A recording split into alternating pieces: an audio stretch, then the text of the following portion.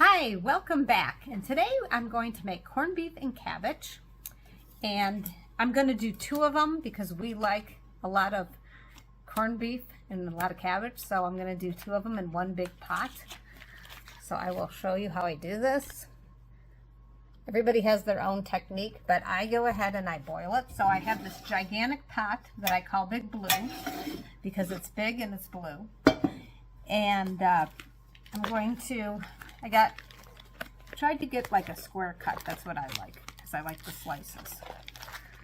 So I'm going to go ahead, and almost every single brand that I've ever seen, it's like shrink wrapped on here. I'm going to cut this off.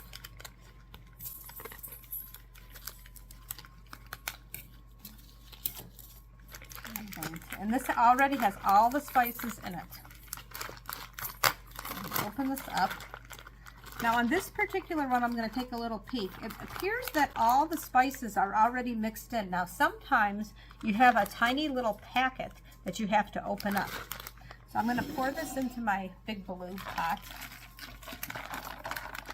And I'm just going to turn it over here just to verify there was no secondary spice packet. Like I said, a lot of times there's a little spice packet, so the spices are just right here on top. Okay, and then I'm going to get the other one in there. And a lot of people, they would just do the one, but I'm doing two. But you can give a big enough pot, you can definitely do two. This is the same brand as the other one. Oh, I didn't put it down low enough.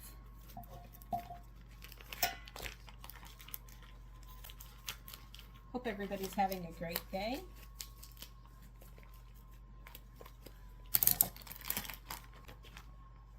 Okay. So now I know it doesn't have another packet, so that's okay. I'm going to go over to the sink. I'm going to fill this with water. Okay, so I went ahead and what I did is I filled the pot just enough to cover the two pieces of corned beef, and then I'm going to bring this to a boil. Be back shortly. Okay, so now I'm going to go ahead and get the cabbage ready, and then I'm just going to set it aside in my fridge until it's time to add it. Because I just started cooking my corned beef, but I just wanted it ready ahead of time, so when the time's ready I can just throw it in. So what I like to do is I like to take off the first layer of the cabbage. That's just how I do it. You might have a different way. And then I like to rinse it off very well.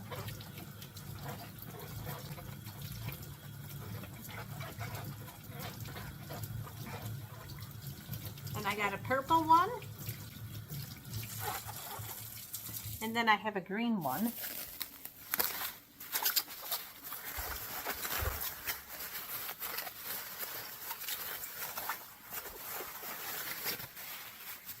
So whatever you prefer.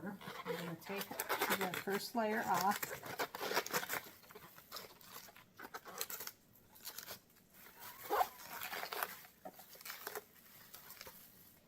This is one of my favorite things to make, actually, because once it gets going, you don't have to do anything for a while until it's done, and then you do your next step.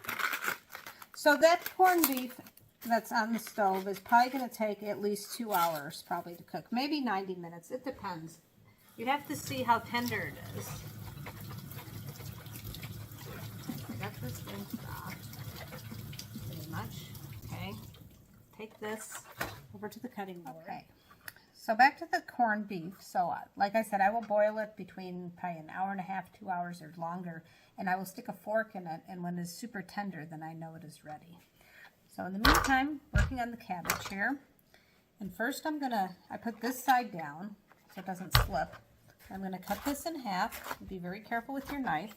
Make sure you have a sharp knife, because if you don't have a sharp knife, it actually makes it more difficult.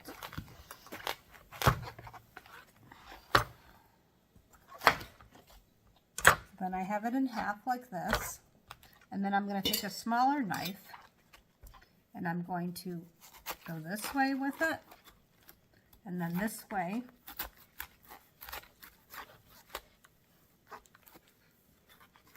Back this way. I'm trying to get the core out, so you don't want to eat that.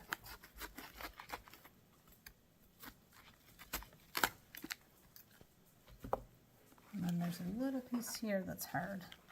I didn't quite get off. And then I'm going to simply just cut this in half.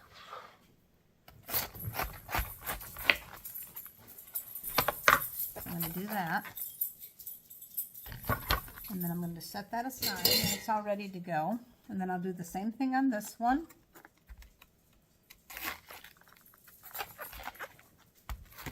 So be careful with your, this time I used the bigger knife. Trying to figure out what's going to work best. Okay. Definitely need a little knife to do what I need to do. So I'm going to pop that out of there. Cut this in half. And the same thing goes for the green one. Grab the green one. And do the same thing. Now I personally have found, do you see how fast I went through the green one? I personally found that the green cabbage is softer, easier to deal with. So this is a lot faster with the green one. Cut that in half.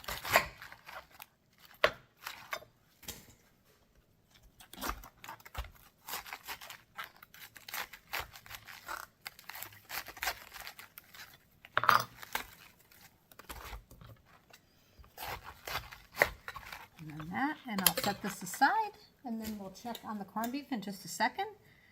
And I'll go put that in the fridge, and I'll be back shortly. Okay, so now it's boiling, and because I have 2 corned beefs and I have a giant pot, it's kind of close to the top, so I got to be careful. So I don't really want to go and cover it like this because it will overflow. As it is, I got to keep a close eye on it because I'm doing so much.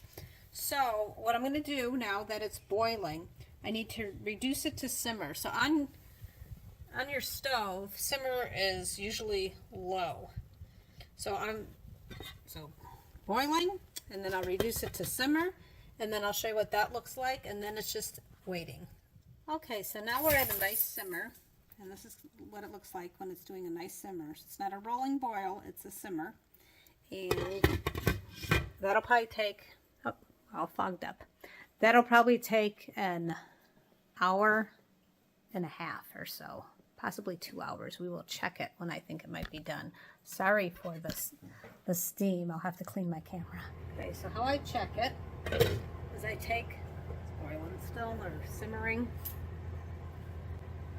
It's more like a little bit of a boil there. Let's see if it's comes. Stick it with a fork. See if it feels tender. Let's see. I'll turn it over and see. I think it needs to just go possibly just a hair longer. This one almost seems like it's almost done. That one seems like it just needs a tad longer. I will be back shortly so we can check on it again. Okay, so I'm going to check it again one more time. See how we're doing. This time I'm going to put a glove on. Last time I kind of got somewhat of a steam burn. I'm going to turn on the fan so you can hear me. Okay, so now it seems to be tender. I'm going to take the tongs, and I'm going to put my corned beef on some 2 platters.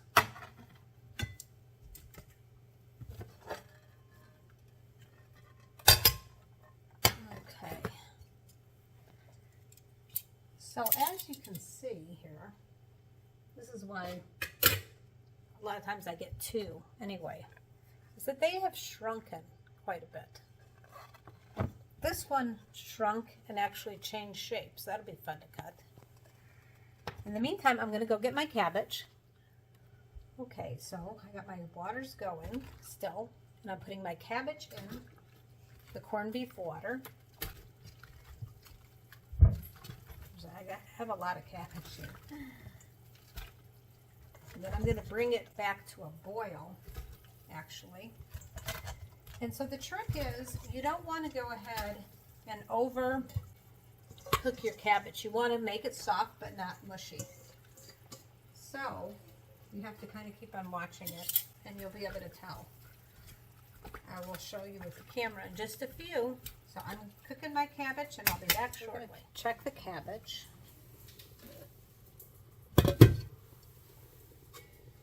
because it was cold, obviously, it made the water cool down, so I'm trying to bring it to a boil. But it's already starting to, oops, sorry, already starting to soften up. And what I'm doing with the tongs is I'm just separating it, because it was in big chunks.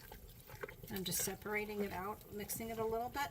So it should be ready pretty quick, because it's separating pretty nicely. So we'll check on it in just a minute. Okay, let's see where we are with this cabbage. So in the meantime, I've been stirring it around and separating it, and it's looking good. It's nice and soft, but not soggy. So you want it soft, but not soggy. So I'm going to go ahead and just simply take this out of here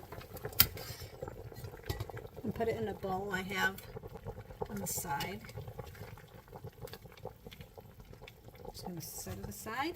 Take it out, set it aside, leave the juices behind, and then I'll take it over the counter and we will cut up the corned beef. Okay, it is time to cut the corned beef. I'm going to move down the camera so you can see on the cutting board.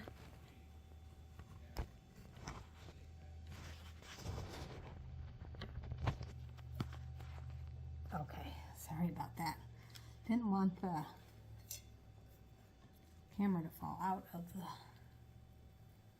tripod. Okay, so now the grain is going this way, so you want to cut across the grain. I'm going to move my, I have one of these things that you can hold the meat steady. So you go across the grain, and I'm going to slice it. I'm going to just slice a couple pieces off of this one because I want to show you the next one. So this one came out perfect on this shape. But sometimes what happens, even though it looked, I'm going to move this to the side, even though it looked flat like the other one when I cooked it, this happened.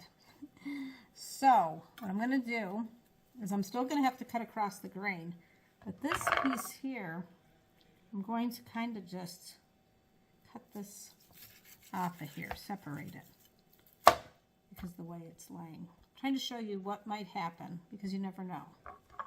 And again, I'm going to be cutting across the grain.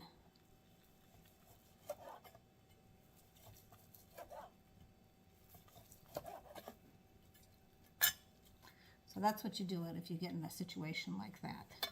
So I'm going to cut up all this meat, but in the meantime, I'm going to have a taste. I'm going to taste it. I'm going to put some pieces on my plate, which the cabbage is really hot, so I kind of stuck that on the plate already. I'll get my fork, take some of this. I'll just throw one piece on right now. I'm going to eat more than one piece for sure, but just so I can taste it for you guys and tell you how it came out. First I'm going to, and I like to cut all the fat off personally. I'm going to taste a piece of the corn, piece of the corned beef.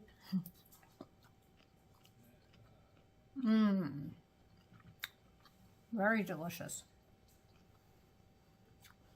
Now I'm going to test some of the cabbage, and I'm going to get some green and some red.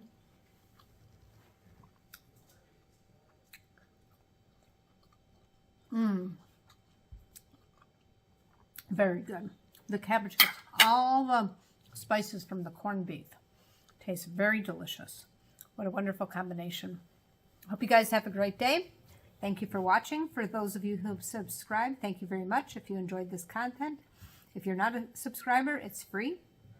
And like this video if you enjoyed it. And have a great day. Thank you for watching.